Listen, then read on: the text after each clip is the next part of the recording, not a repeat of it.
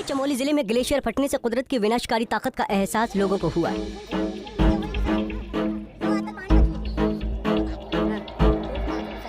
Nanda Devi national park के करीब इस ग्लेशियर के फटने की वजह से तबाही का मंजर देखकर लोगों की रूह कांप गई।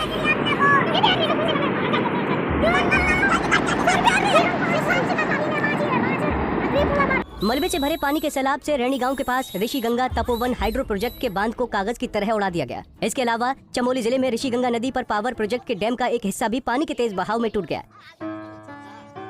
इससे अलकनंदा नदी में पानी का जलस्तर बढ़ गया है। वहीं इस त्रासदी को देखकर पहाड़ी जिले के रुद्रप्रयाग, श्रीनगर, कर्णप्रयाग में लोगों को सुरक्षित ठिकाने में रहने का निर्देश दिया गया है। पूरा आप देख रहे हैं खाली करा दिया गया है। पूरी लॉबी में बाहर पूरा जो है चटकनी लगा दी गई है, कपाट बंद कर दिए गए हैं और आप देख रहे हैं कि कैंपस किस तरह से खाली होना शुरू हो गया है। पूरा ये नजर आपको एक भी कोई भक्त नजर नहीं आएगा। पूरा जो नदी के किनारे जो लोग स्नान कर रहे थे, मुंह धो रहे थे, हाथ जो धो रहे थे, पूरा सब देख रहे हैं आप किस तरह से पूरा ये खाली करवाने की पूरी शीघ्र से शीघ्र पुलिस प्रशासन ने उसको।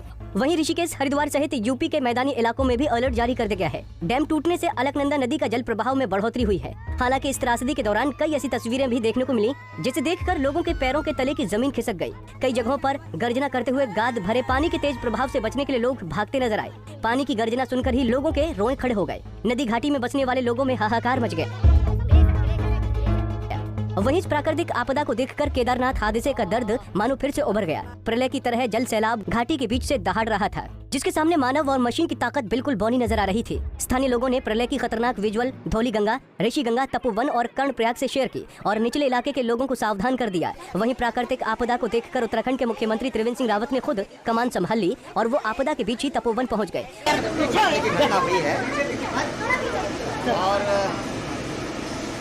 वहाँ पर जो बांध बन रहा था उसको क्षति पहुंची है।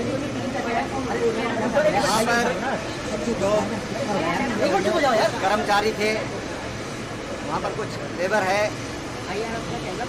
अभी उसके बारे में अधिकृत रूप से मानव क्षति के बारे में अधिकृत रूप से कह पाना कुछ कठिन है। लेकिन अभी जो पानी की तीव्रता है वो चमोली तक पहुँचते काफ़ी कम हो गई है। लेकिन जो रेलवे का काम चल रहा है, अलर्ट करके उनको वहाँ से खाली करा दिया गया है। जो नदी के किनारे जो लोग हैं उनको अलर्ट करके उनको वहाँ खाली करा दिया गया है। जो रिवर राफ्टिंग होती है उसको बंद करा दिया गया है और जो टेहरी बांध है उससे पानी रोकने को कहा गया है।